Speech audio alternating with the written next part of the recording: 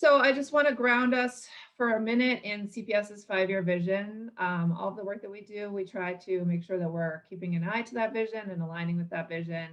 In particular, the work of my office, the Office of Access and Enrollment, we take very seriously the access portion of our title and really thinking through equitable and equal access for all students. So that equity ring around the apple is our guiding principle that we're trying to always work towards. So just to talk a minute about what our current state is, how have we been doing high school admissions so that we can then talk about what the change is. So currently, and this was a little bit different during the pandemic, but what we've been doing for the last number of years is we've been taking spring 7th grade NWA as a requirement to apply to more than 80 choice programs, IB, STEM, arts would be examples of those, and the 11 selective enrollment programs. We also have a specific exam for the selective enrollment programs, only for those 11 programs. So those are the two tests that we have been historically using for high school admissions in different ways.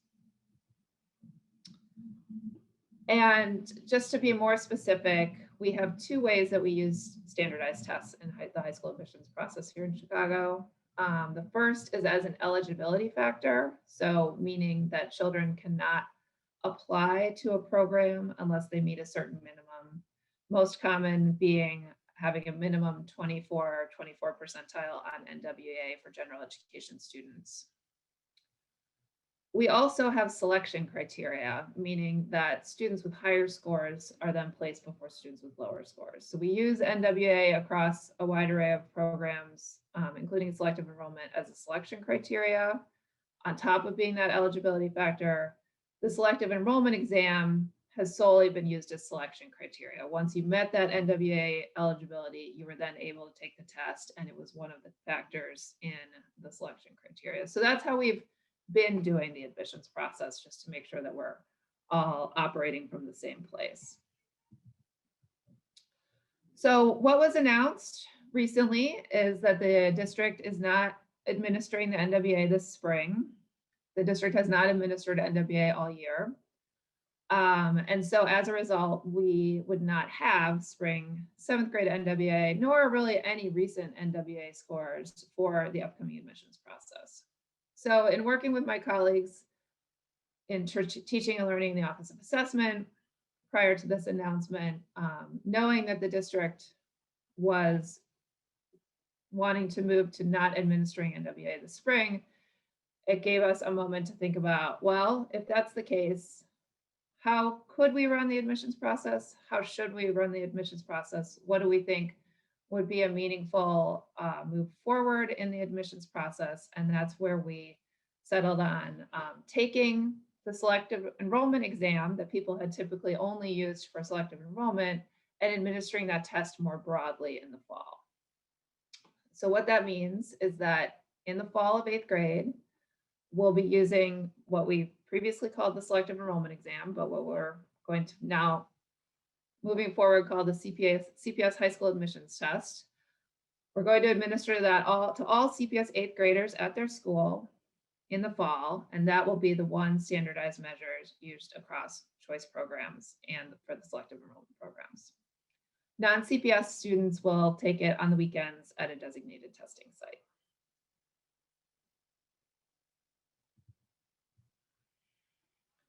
So as I said, this test will be used as a replacement for all programs for the way in which NWA was used for our choice programs. And then it's a replacement for both NWA and the selective enrollment exam in the selective enrollment process. And our proposal is that we're going to weight grades and the admissions test equally in the selective enrollment process. This does have a lot of ramifications for the admissions process, most notably that we will no longer have those minimum eligibilities based on NWA. NWA was administered in the spring, so therefore we had that information prior to students applying and use that to have eligibility minimums. We won't have the information in the spring anymore. Everyone will take this test concurrently with when they apply. which means that there will be a reduction in eligibility minimums. We are going to be working collaboratively across internal departments at CPS. We have CTE, Arts Office, IB Office, as well as with all the choice principals to really make sure that we're thinking through this new paradigm. So I cannot say today that there will be absolutely no eligibility minimums across any programs, but I will say that our goal is to try to reduce and eliminate as many eligibility minimums as we can so that students have as broad of access to all programs as we can.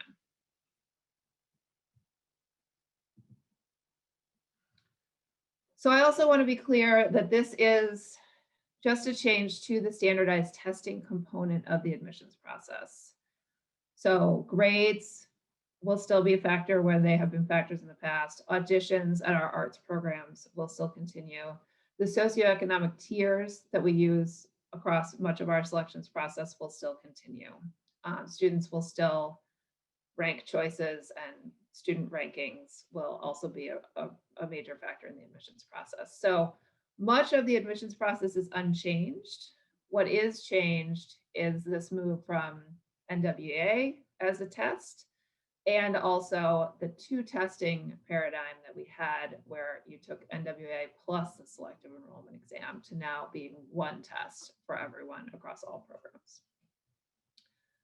We do have upper grade selective enrollment elementary school programs and the academic centers where we had also used NWA as a minimum eligibility. We are not proposing a universal test for those programs. They're very small and we don't have nearly as broad of participation as we do for the high school admissions process. So this is an instance, for instance, where we are going to use a minimum GPA to determine who is able to apply to those programs instead of NWA. And then students will still take the relevant test as a part of the elementary school admissions process. Typically that testing goes on at IIT. For those of us that are familiar with it, we had to move locations this year with the pandemic, but academic centers, the 7th and 8th grade programs at high schools, as well as our upper grade elementary school programs are part of the elementary school process. And we never used the selective enrollment high school exam for any of those. Those are different tests, and those tests will still remain at IIT. The only difference being that students will have a minimum GPA to apply. So why are we doing this? Well, there are a lot of reasons why we're doing this. One being that the NWA is not being administered this spring, and we want to have a way to admit students transparently and equitably. Two, why the selective enrollment exam? We did some research and we found that the correlation between the two tests, NWA and the selective enrollment exam, is actually very high. And so therefore we were not receiving a lot of different information based on the selective enrollment exam. They're both achievement tests that measure students' achievement in math, reading, ELA. So they've been done in different modes, one online and one paper and pencil, but the test types are relatively similar, which is why we felt like we could use the selective enrollment exam for this broader purpose. We also did some looking at selective enrollment applications. And one of the things that we found is that 20% of students who apply for selective enrollment do not come to take the selective enrollment exam. The selective enrollment exam is a significant barrier. And we want to make sure that all students are able to easily apply to all programs that suit their needs. Furthermore, when we looked at race ethnicity of who's applying to selective enrollment but not coming to take the exam, we found a fairly large disparity, with 28% of Black non-Hispanic applicants not taking the test, while 10% of white applicants did not take the test. So we see that there are some real differences based on race ethnicity of who is then able to get to the exam or really understands the importance of the exam. And that also holds true for socioeconomic status. We have our 4 tiers that we use as a part of our selections process. Tier 1 being our lowest economic tier.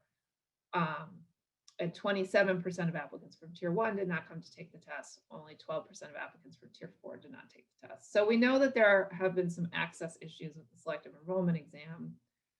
And so in making this change, we really wanted to make sure that the test that we're using is really widely available. And making it widely available means moving to school day testing and moving to the testing in this upcoming fall.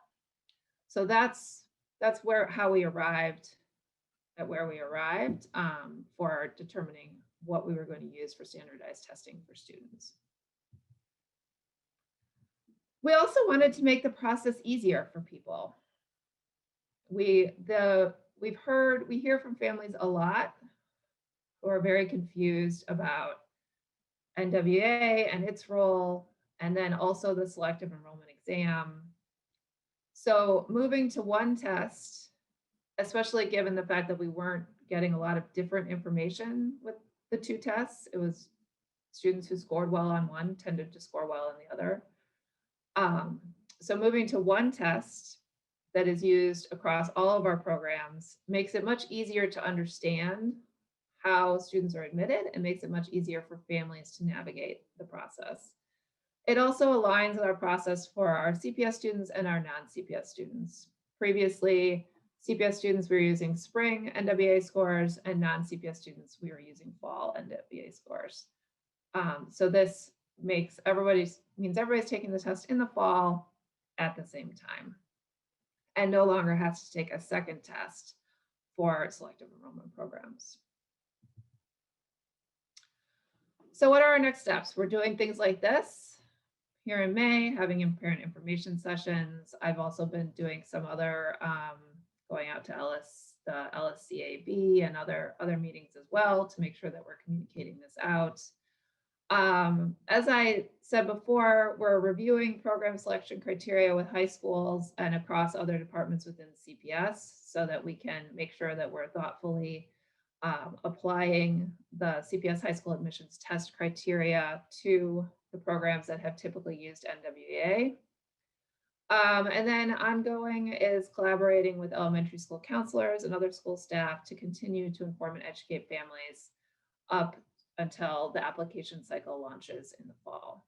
So that's work that we'll be doing over the summer to make sure that we have all the details that people are looking for with regards to how testing will really work, as well as specifically what all of our high school programs admissions criteria will look like.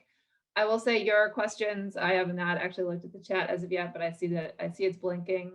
Your questions are going to be enormously helpful. I don't know as we'll be able to answer every single one of them today, but knowing what they are and knowing how we need to be getting information together for families is enormously helpful. So even if we're not able to answer a specific question today, we know that it does need answering, and we will be making sure that we're doing that in plenty of time for people to apply in the fall.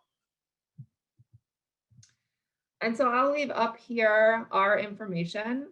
We always love to hear from families. We operate a public-facing group of people who answer the phone Monday through Friday during the business hours.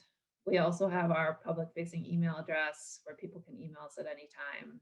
And we really pride ourselves on answering all of our inquiries and making sure that we're getting parents what they need. So if you do have specific questions about your child, please feel free to reach out to us about that.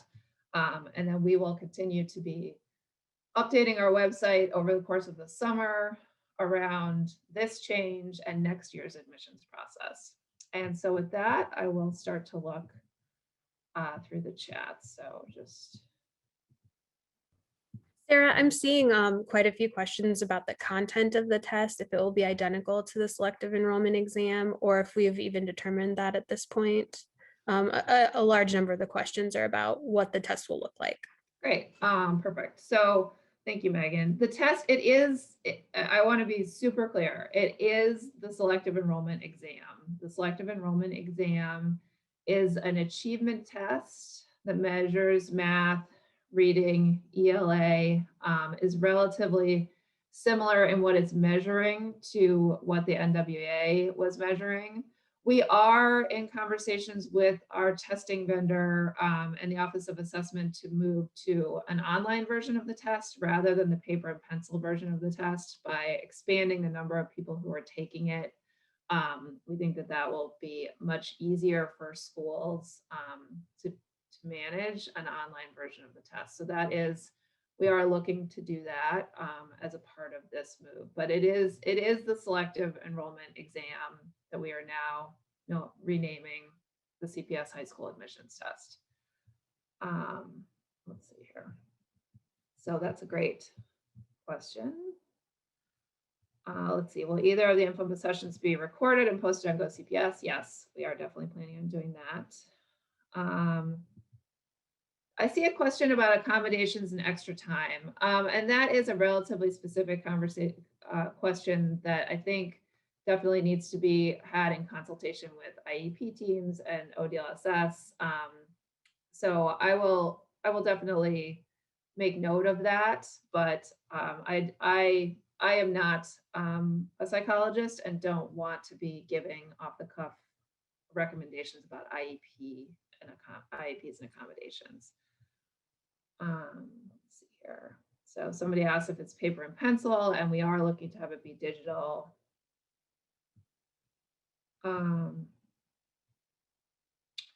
So this is a question about the NWA test scores. And right now, for instance, for selective enrollment, we're on a 900-point scale, the total score being 600 points.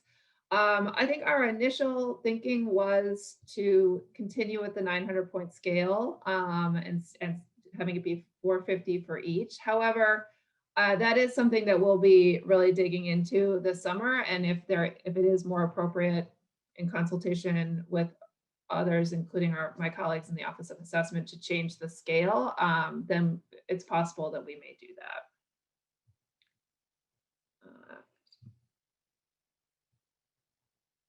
And then it says if there's a change in points, will the tier point requirement be updated on the website? I think what that's referring to is that every year we post cut scores, if you will. So we post the score, the minimum scores admitted, and we certainly will be doing that going forward.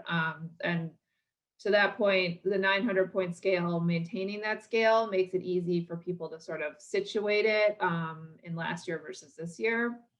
But we will, I imagine, see cut scores changing with the fact that we'll be using 2 measures instead of 3. There's another accommodation question, and I guess I will just globally say that we work really hard to make sure that accommodations are met and that every student gets the accommodations that they need. For CPS students, as they'll be testing at their schools, it will be then the school staff who are doing the testing and making sure that the accommodations are received.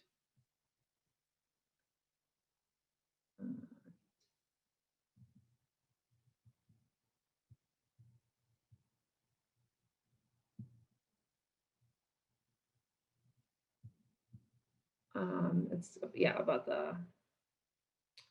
So here's a question that says, what if a non-CPS student takes NWA? So NWA is not going to be a factor in the admissions process this year.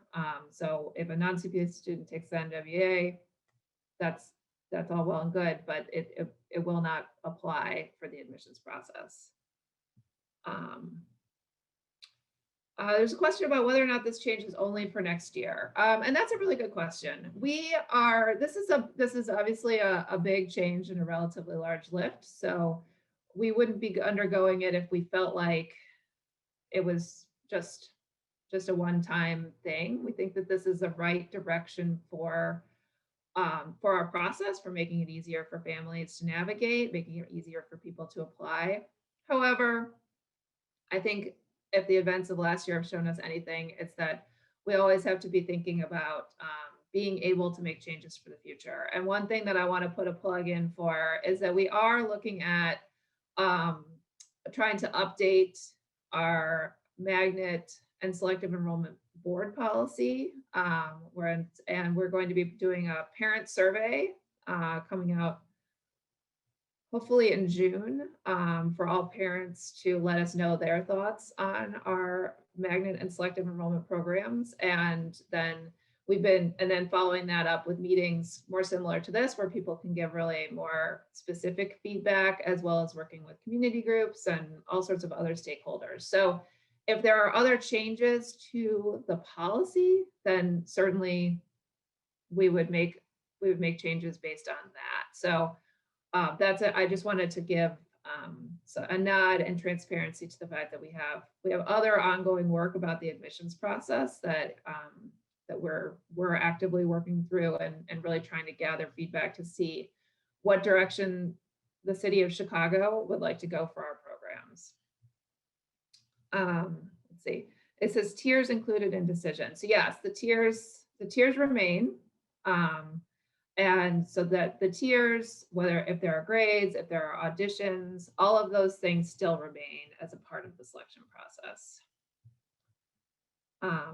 I see, Megan, that you are very much right, that a lot of people are asking about the exam, and I think repetition is good. So I will say it is the selective enrollment exam that we are using now for a broader purpose for all of high school admissions. And so I was about grades. Grades, we will be looking to final marks from 7th grade, as we don't have a lot of grades from 8th grade by the time the application process closes. There's a question about test preparation. We at CPS do not endorse or really even recommend test prep, so I don't have any response for that beyond that. Around what time in the fall the test will take. So we are still working on those operations with in consultation with my colleagues in the Office of Assessment, as well as our testing vendor. So I don't have specifics for you on the timing in the fall. Our tiers being reassigned. So tiers are updated every year based on census data and a variety of factors. Our Office of Planning and Data Management oversees the tiers. So they are recalculated every year. When can we visit the selective enrollment schools for non-CPS students? So I would say if there are schools that you're particularly interested in, certainly reaching out to those schools and finding out what they're doing with regards to having people in person. I'm not sure if there's a whole lot of that yet, but I think we're all hopeful that in the fall there will be more of that.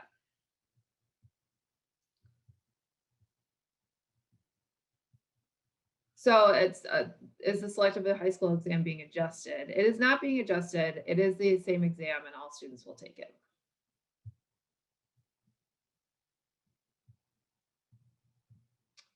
And his question about when will IB programs tell us the points needed for admissions into those programs. So IB programs are one of the categories of programs that we'll be working with over the summer to make sure that we're really using the CPS high school admissions test thoughtfully in their program type. And so specifics about programs, like how will my child get into school A, school B, or school C, are really going to be best answered when we come back in the fall. We'll have all of that completely set by the end of the summer, ready to launch next year's application process.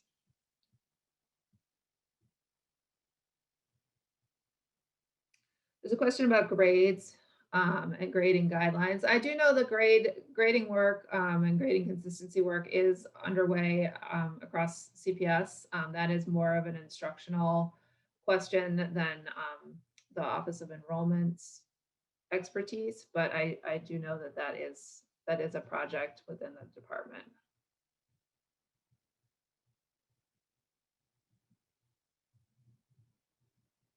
Well, let's see here, a lot of specific questions about the test. Generally speaking, it will be quite similar. Again, we are working on these operational details. It is a timed test, but we will be moving hopefully to an online version rather than the paper and pencil version.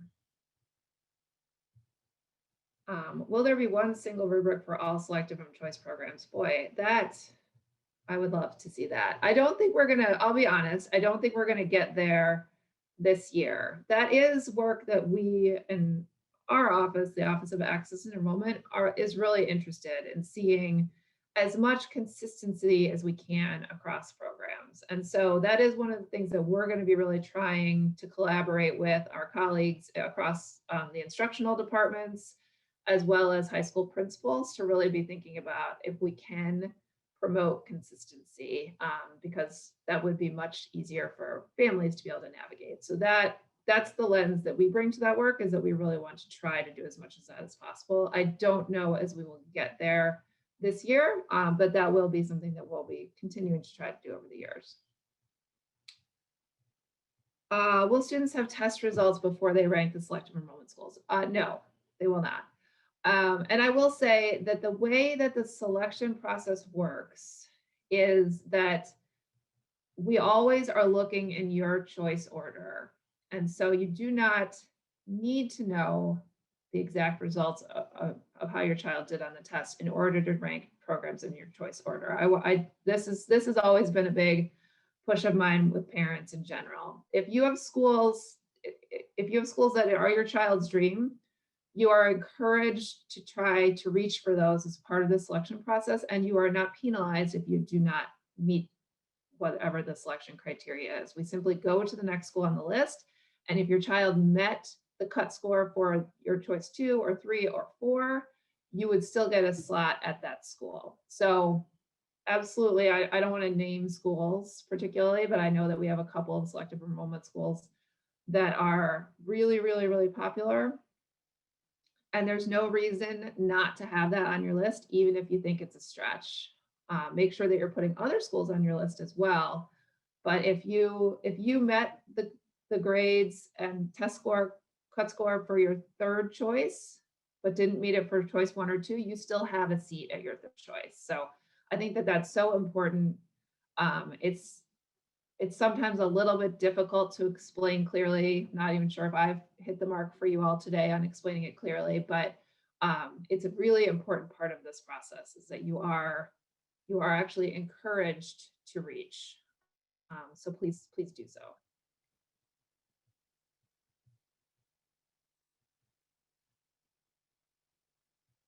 So there's sort of a question about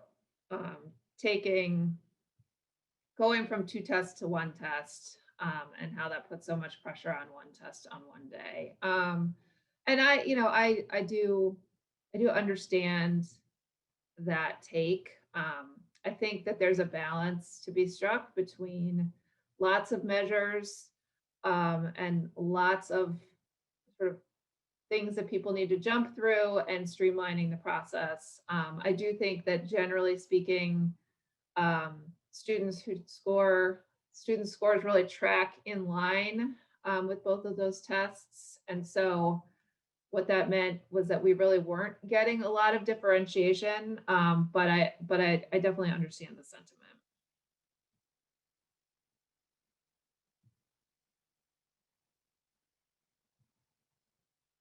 So there's a question about what standardized measures schools are using to guide instruction, and that is definitely better answered by my colleagues in the Office of Assessment.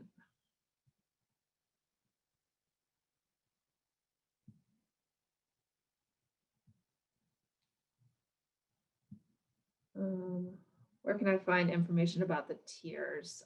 Specifically about the tier, we have a lot of information on our Go CPS website about the tiers. So I would encourage you to look there for more information about how the tiers are derived. And I just have to say, we have one thank you for moving to 1 test. It was confusing in the past, so I want to thank that person for thanking us. Will this test be transferable to other schools? No, it will not.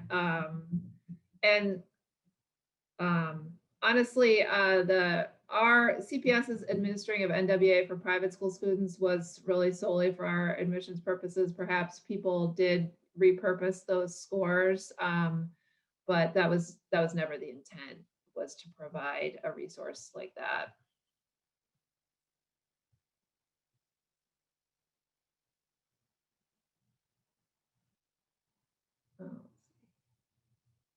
New exam will be online. There's some questions about when the test will be, September, October, November. We are still working through that. I think it's fairly safe to say it won't be in September. I think it's more likely to be in October or November. I think particularly in this coming fall, we want people to get a little time in school.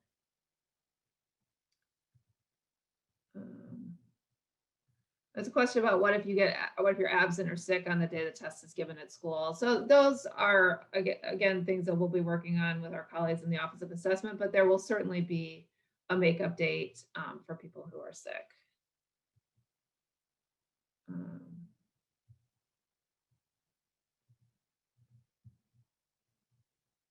Yeah, there's a question about kind of, I think, largely in thinking about scores at the top of the range, you know, how many perfect scores we'll have.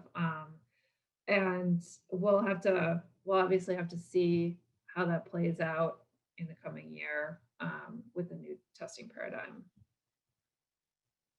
When do students take the test? They take the test in the fall of 8th grade. So when you're in the application season in the fall of 8th grade is when you'll take the test.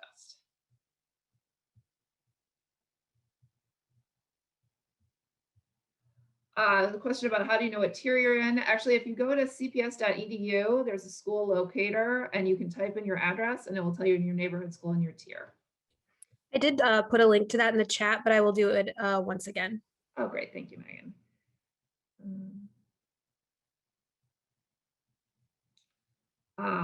So there's a question about will CPS students take the NWA and the high school admissions test and how will we ensure that it not overlap for 8th grade students?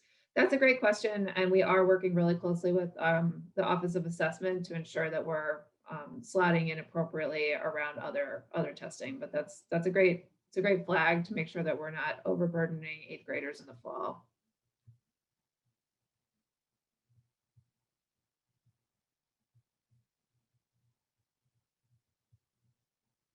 Will CPS apply NWA scoring and funding formula for our schools? I'm afraid I do not know the answer to that question. That is out of, I don't actually even know what that question refers to. So that's outside of my area of work. Will the timeline for the admissions process change as well due to later testing? It will not. This year offers came out later because we had to really spend more time doing testing because we had to do so much social distancing. Our plan is to go back to that March timeline and really be continually thinking about ways in which this is a streamlining of the process. I'm hopeful that we can start to move offers earlier than we have historically, but for next year, certainly we'll be looking to return to the end of March. That has been our historical timeline. And then as we go along in subsequent years, think about how we can move it even earlier. So we have a group of, this is a question about school counselors and engaging school counselors. We have a group of counselors that we work with pretty closely that we've started talking with, and then we'll start to think about how we're rolling things out more deliberately for families throughout the rest of this spring and up through the fall.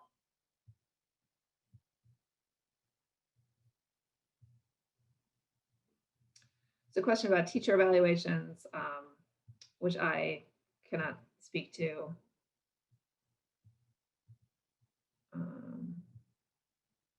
The date for children to apply to academic centers. So academic centers are part of our elementary school process since they are in high schools, but the students are elementary school aged. So students will apply to those on the same timeline. All of our applications are typically due sort of early December timeline. We'll have a minimum GPA, and students who meet that GPA minimum will be able to apply to academic centers. And from there, they will test in the winter time. They'll take that academic center exam at IIT in the upcoming winter.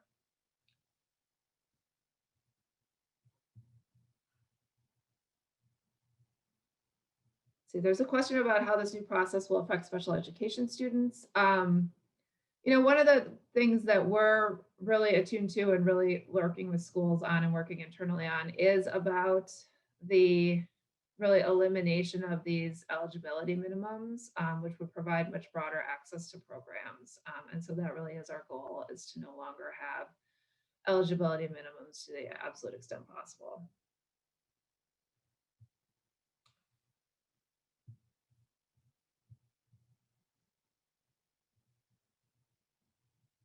Let's see here, there's some more questions about the tiers, and we do have questions about the tiers. We do have information on the tiers on our website, and then specifically, if you want to find your own particular tier, you can find that on the school locator.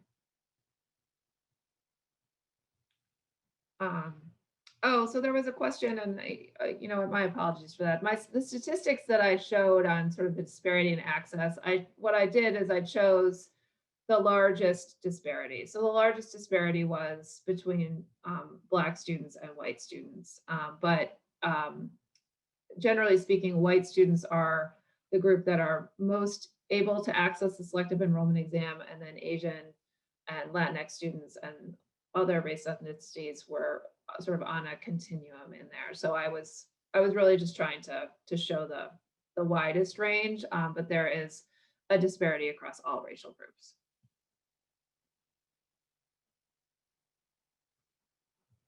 So we CPS do not offer test prep.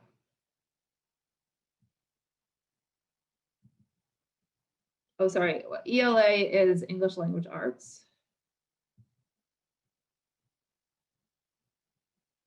The question is, will we be taking it 3 times just like the NWA? And no, absolutely not. The test will be offered in the fall. It will be a fall test. NWA is used for a wide array of purposes across CPS, more than just admissions. This is moving to having a designated test for admissions, and it will just be offered in the fall.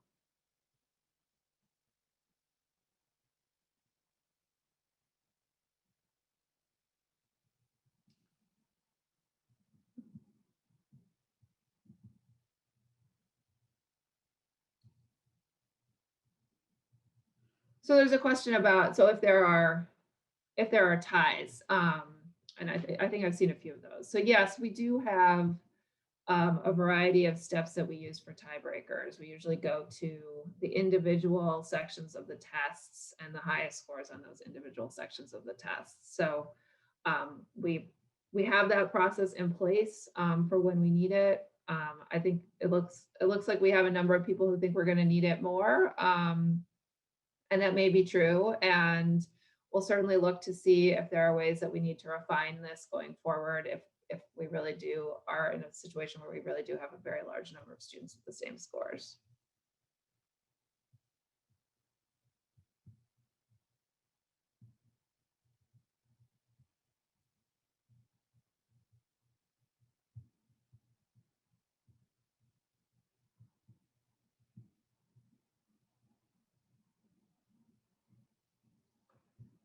I do see a couple of sort of specific questions about the current process for this year, and like our information on how to contact us is up on the screen here. So please do reach out to us about individual questions, and we would be happy to go into that in more depth. It's a question about cutoff scores being made available. So the cutoff scores for next year will only be available after we finish the process for next year. So that is, we can only provide cutoff scores once they're determined by the applicant pool and the way that students have scored, which is why they're different every year. So we won't have them until after the process.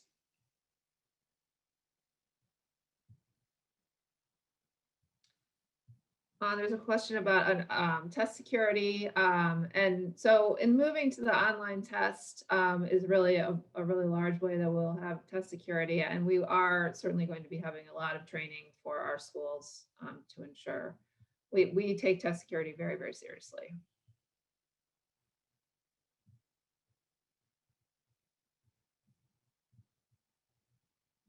There's a question about whether it's timed. It is a timed test. Oh, somebody says you mentioned class rank as part of the criteria for admission. Sorry, I did not say class rank.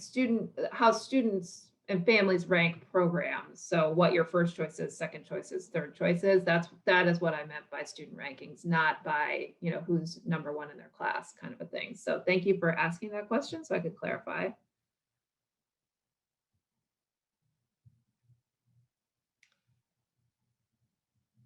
It's a question about whether or not CPS will still allow principals to set cut scores for specific programs.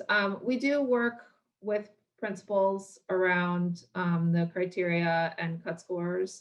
So I think our hope is to really try to streamline and have a lot of consistency, but principals will still have some oversight into the processes for their schools.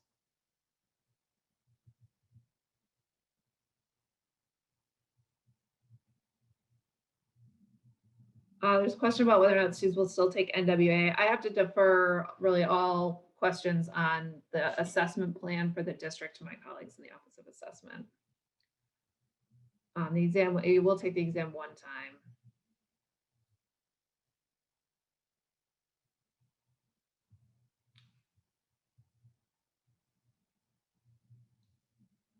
And when will non-CPS students be notified to sign up for the exam? In the past, it was early August. So we are still working on our timeline for the fall. We have a list of, you can sign up to be on our email list. We always encourage people to do that. We do also work and provide information to private school counselors as well. So we do try to get the information out there as much as we can. So I'm not sure if sign up is going to be in early August, just because I think with the first year, we might be trending a little bit later into the fall.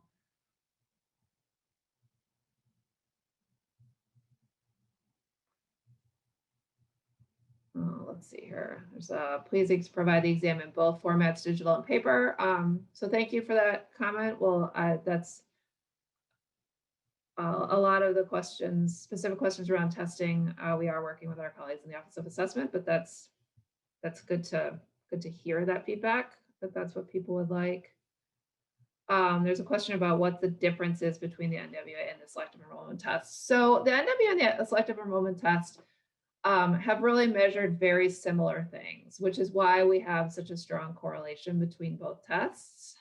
And so they are both tests that are measuring, how students are achieving on math, reading, English language arts. A very large difference was that NWA was an online adaptive test, and the selective enrollment test, we did the pencil and paper version.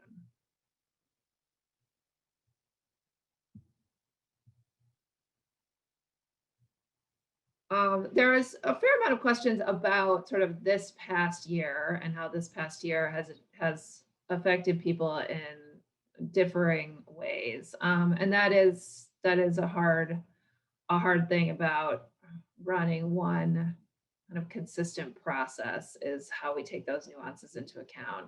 And I think we did work really hard to have nuances, the ability to have some nuances in this past year process. And we certainly will be working across our instructional divisions within the department to see, in terms of grades, what may or may not be appropriate for this upcoming cycle. So I don't have a specific answer for you. I just wanted to acknowledge that I hear the question and I understand the question.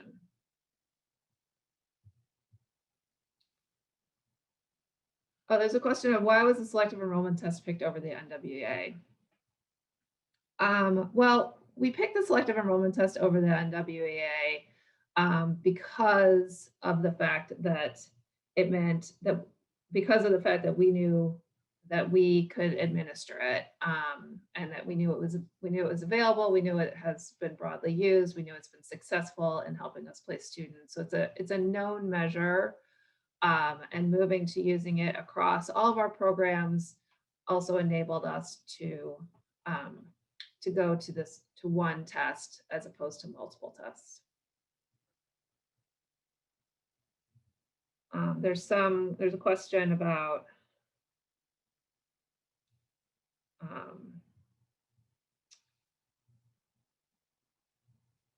if digital students be allowed to use scratch paper. Those are sort of specific questions that we would get to.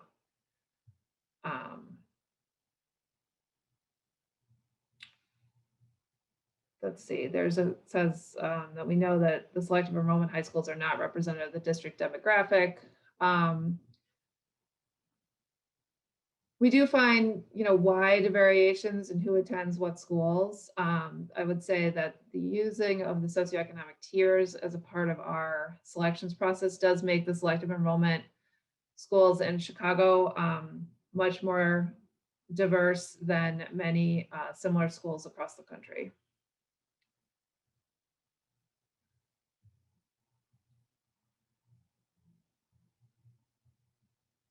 A question about private school students, or non-CPS students, I should say, having their grades taken into account. Yes, we always, for private school students applying, we always have always gotten the private school student grades and will continue to do so. So any factor that's a part of the admissions process, we have to make sure it's something that we can obtain for everybody, which was part of the reason for making sure that we have a test that can be administered to both our CPS families and our non-CPS families.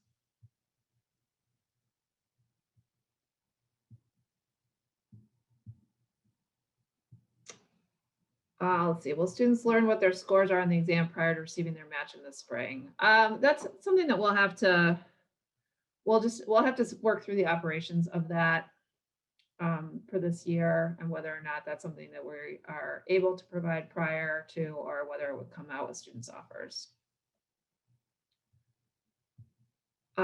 We do not have plans to endorse any one test prep or study guide.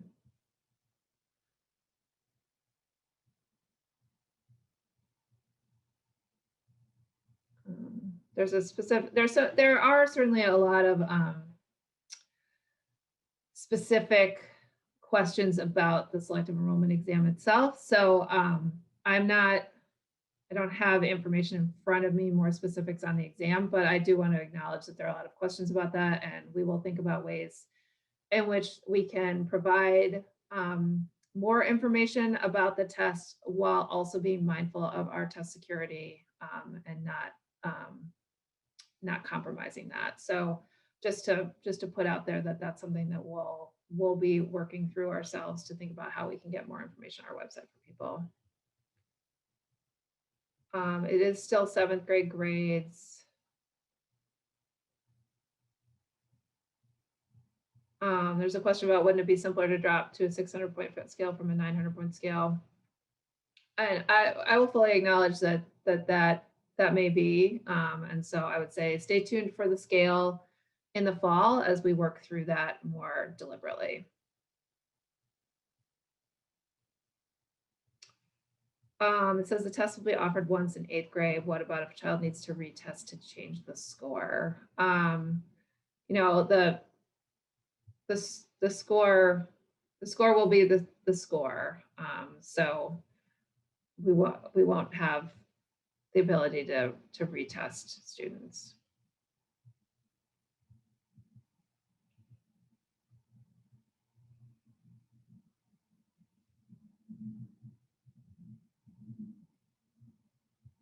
Let's see here. I'm just trying to wade through because there are a lot of questions. Is GPA and grades the same thing?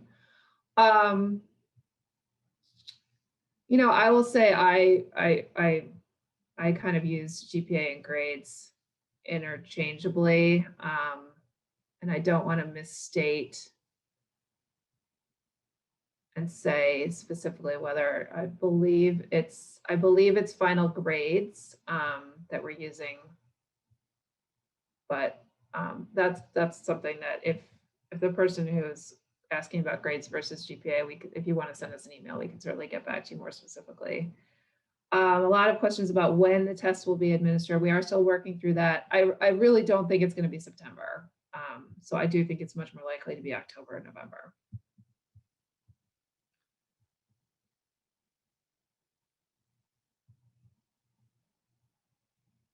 So about cutoff scores, I mean, we have cutoff scores from this past year's process are available on our website.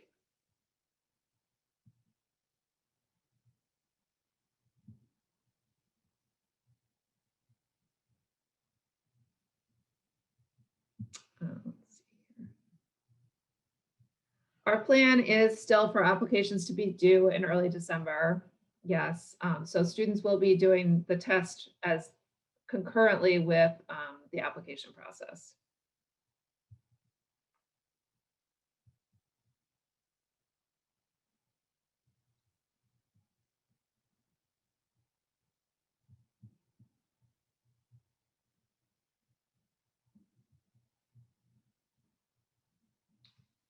There are a lot of questions about ties, and we do, as I said, we do have tiebreaker protocols that typically go to looking to the underlying scores and then who has the highest scores on particular sections. So we do have that as part of our process.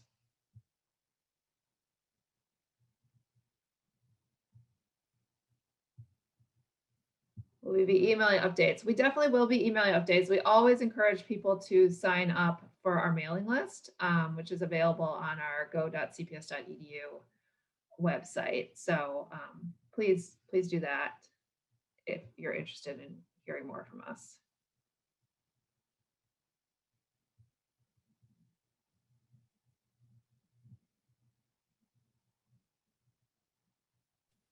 There's a link to sign up for the mailing list in the chat right now. Oh, great, thank you. There are a lot of questions about accommodations, and I think actually somebody also wrote that, you know, all accommodations have to be provided, and that is absolutely true.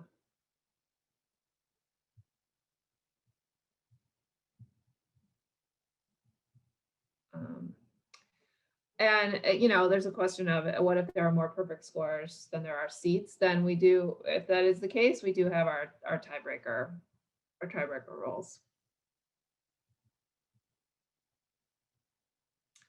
So non-CPS students will take this, will have designated testing sites as we have previously, that where we'll have students take the test.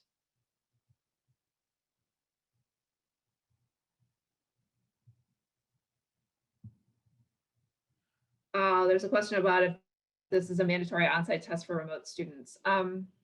So I believe the district is really working hard to have everyone back in school in person in the fall, but all of our testing this year during the pandemic was in person. So if you wanted to participate in this process, you did need to take the test in person.